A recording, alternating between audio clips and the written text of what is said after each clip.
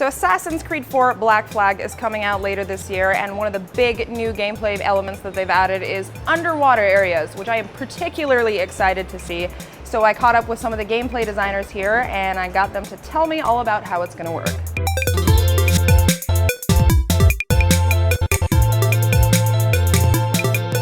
It seems like a lot of the gameplay elements from above ground have sort of been incorporated into the underwater gameplay, but in kind of a twist. Can you go into a little bit of detail about that? What we wanted to do was actually kind of turn the tables on the player. Now you're in an environment where you're actually the prey. You're an unarmed man in a foreign, dangerous environment where you've got anything from, sharks, moray eels, jellyfish, sea urchins, even just the environment itself with sea currents, and the fact that you're just a man, you don't have an oxygen mask. This is set, back in the pirate days, so there weren't any of those technological things that we can rely on to kind of explore these areas. And so we made a conscious choice this time to actually give the player a fairly generous breath meter, so they can explore for quite a while. There's other sources of air underwater, like air pockets and these special tools called air barrels that the crew actually drops down, so you can kind of duck into an air barrel, get a breath of air, and continue exploring. You guys, in addition to the underwater, also have caves, right? What are those like, and what is, I guess, sort of the purpose of them? Well, the caves are a really interesting environment because they're full of treasure as well. There's smugglers. This was a day when there was a lot of opportunity for sort of doing backroom deals and kind of smuggling goods in the Caribbean, and we're kind of showing that off in the game. So we've got these caves with full of smugglers that you can kind of go in and take their treasure for yourself. And some of these caves can actually be accessed through underwater. So it's called a cenote.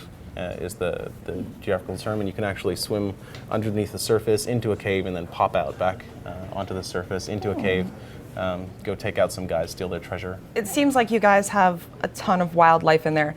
Can you give me just like a ballpark estimate of how many species of animal are in this game? You're going to see some very interesting animals, and they're also very dangerous animals. So Edward will have to be very careful during his adventures. There are animals that you don't even want to look at because they're so scary. Because when you're underwater, when you're above land, when you're harpooning, you're the man. You're on your ship, you got your harpoon, boom, you're done. But when you're underwater, you are completely vulnerable. You don't even have a single weapon on you. We strip him off. So how we do it is that we make, for example, the great white shark. We added a little bit more beastliness, if I can say it. Like you add a little bit more blood around the mouth, and then you bring down his brow to make him look fierce. You give him more muscles. Also, from when you put something on screen, you want to make things larger than life. This is what we've done also for the animals. So it's like all of the animals are on steroids, basically, pretty much. The animals you harpoon. Yeah. We have elements of the underwater that impact the main story, but really one of the cool ways that underwater impacts the main game is the fact that you get these great upgrades for the Jackdaw.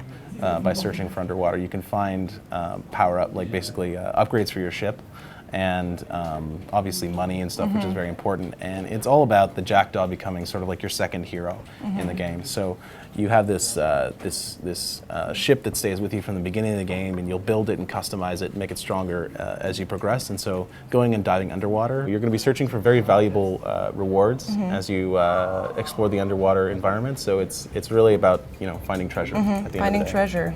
That sounds fun. That's what pirates are about, I guess. Thank you so much for speaking with me. Thanks. And I'm going to go talk to somebody else now.